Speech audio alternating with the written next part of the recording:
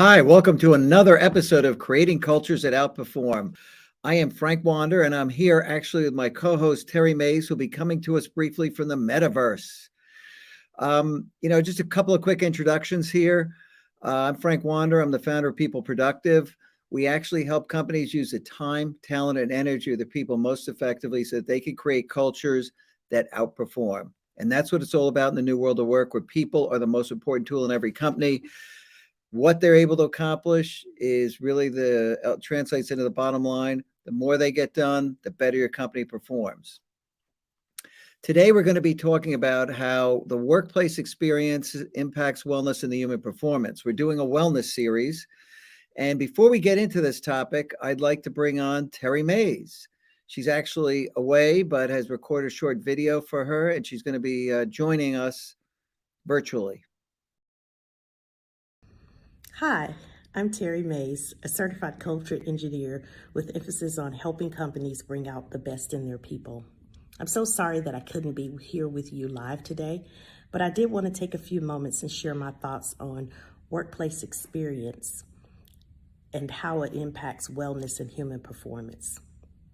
It's no secret that an unhealthy workplace has a negative employee experience, as well as leading to a lack of motivation, disengagement, increased sick time usage, lower quality, decreased brand loyalty, high turnover. We could go on and on with all of the negative results of having a horrible workplace experience. Today, you're in for a treat.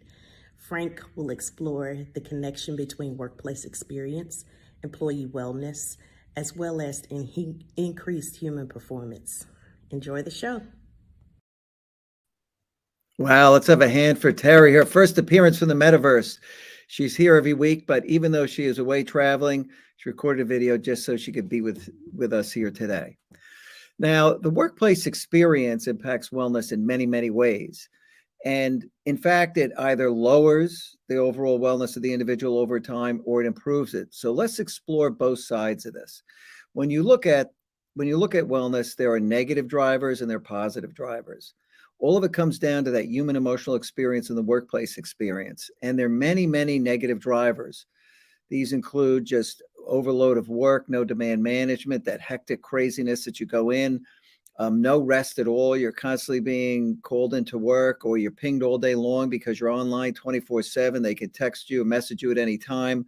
Stress has huge detrimental impacts on you today and into the future.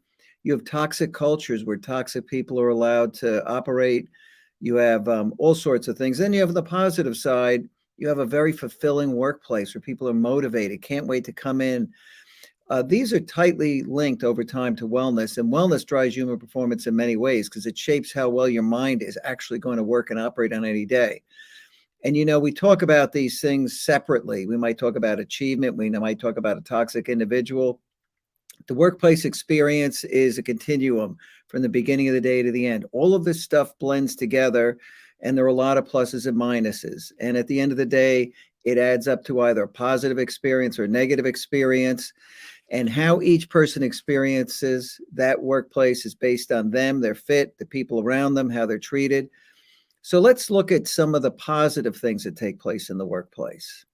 Now, humans have a whole set of emotional needs, and when those needs are met in a deep and meaningful way, it improves their feeling of well-being. So humans have achievement drive. When their achievement needs are met because they're on teams and in organizations that are accomplishing things, where there's celebration is very important. These things improve your feeling of well-being because you have accomplishment. It's a positive. When we look at nurturing in an environment where people are getting coached and they're growing, when people are actually growing, that is a positive workplace experience. They're going somewhere. They're improving their skills. When they're recognized for that, employee recognition, obviously very, very important. And celebration itself, a little different than recognition, but celebration with teams over events and things, a lot of that should be spontaneous right at the moment. You shouldn't be doing that on only a planned basis because you're missing out on so many things. Teams should have the ability to just celebrate on their own. You should encourage it without a doubt. When we look at people who are highly empowered, They have much more drive and energy for the things they do because they've been given room to think. They've been given room to actually add value to the organization in a way that really suits them the best.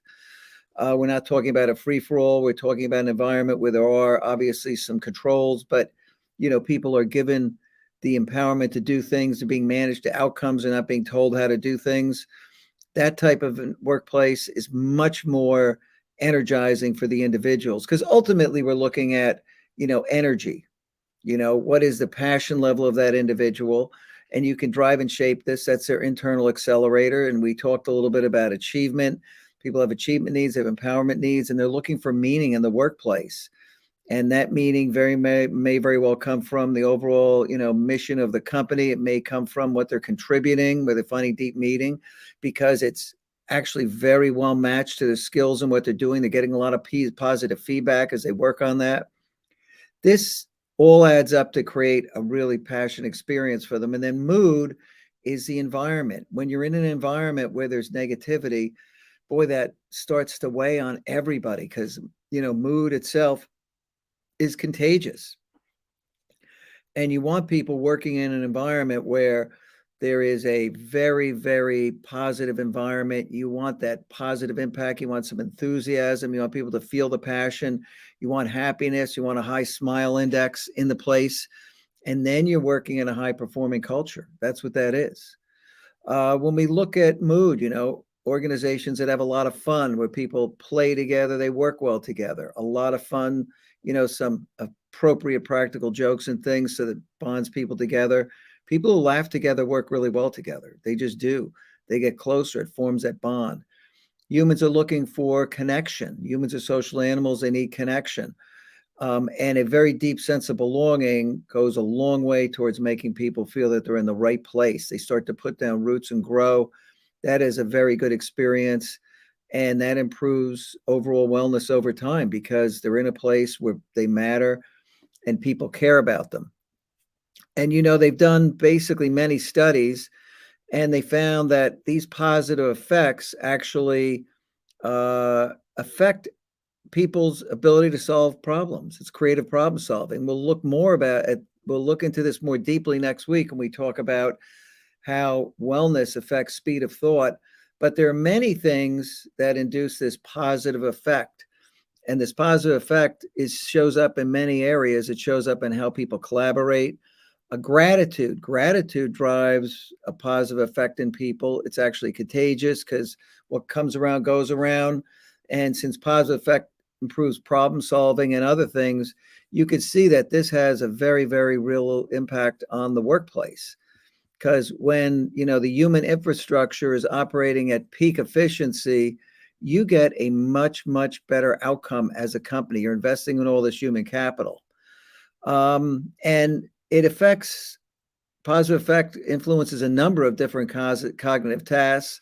It affects memory, episodic memory, recall, working memory in the brain. Working memory can shrink.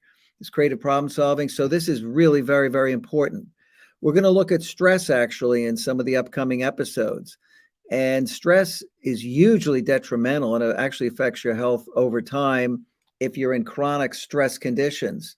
There was a Yale study back in 2012, came out in biological psychiatry. It was a journal, and the Yale Stress Center analyzed the effect of experiencing stressful life events. So that's what they did there.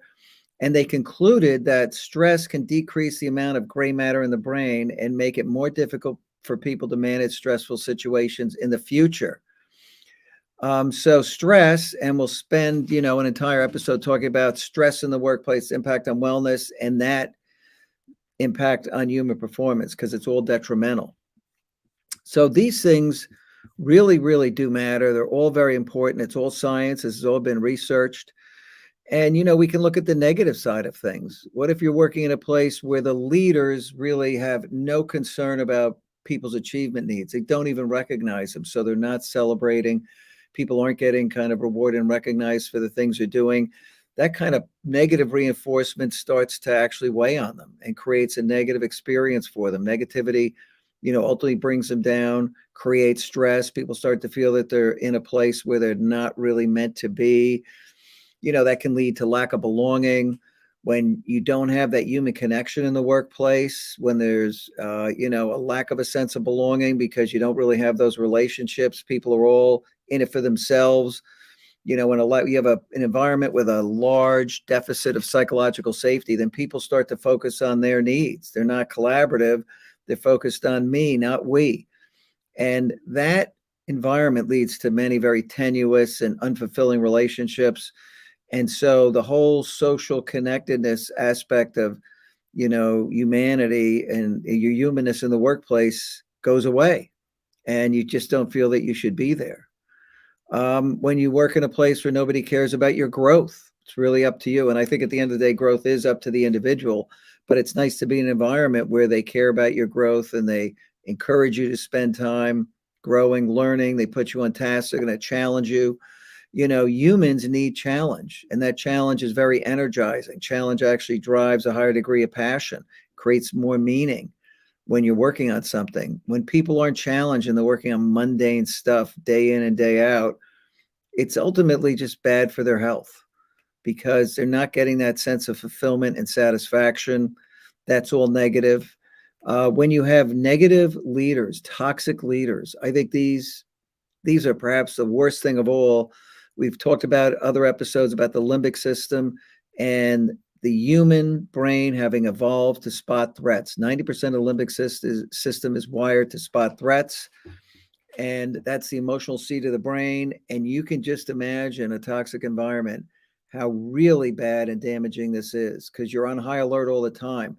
You're very stressed out because you're in an environment where, you could be made fun of at any time. I mean, those environments have all sorts of negative things going on. We'll talk about that in some of the future episodes. So, when you look at work, that exhaustion or energy, you can counteract that. Unmet emotional needs versus met emotional needs, unhappiness versus happiness, a lack of belonging versus a deep sense of belonging. You start to understand very quickly how this overarching workplace experience and all these different facets of, emotional satisfaction weigh heavily on whether or not humans are going to perform well or not. Because you can unlock vast pools of untapped talent potential in every organization. There's no question about it. Leaders can do it. Coworkers can help bring it out. And I think every worker has got to understand that they're really talking about ultimately the impact of, the work environment on the wellness of their coworkers and the workforce in general. So this is really important. And I would say the last element of this workplace experience, we could dig deeper, but is really enablement. Are people enabled? Are you in an environment that is really crafted to make work easier, or is it difficult to do work? Do people understand how to create, organize, and design a work environment, a work experience that's productive? Many people are suffering through a fog of work. They have, new demands hitting them every day. Their inbox is flooded with stuff. They spend all day in meetings. They go home and have to clear their inbox out or get on one of these social systems and look at everything that came in that they couldn't get to. This really matters. And it's super important that, people really work in an environment that is run efficiently, because it's mostly that efficient and effective use of talent. The effective side comes into really the workplace experience, that whole human emotional experience, and the efficient side comes into enablement. So people have to jump over hurdles all day. It's a tiring workplace. There's much less fulfillment. Those tend to impact wellness and lower the overall level of human performance in the organization. And they're fundamentally just bad for human health. So these are tough environments to be in, no question about it.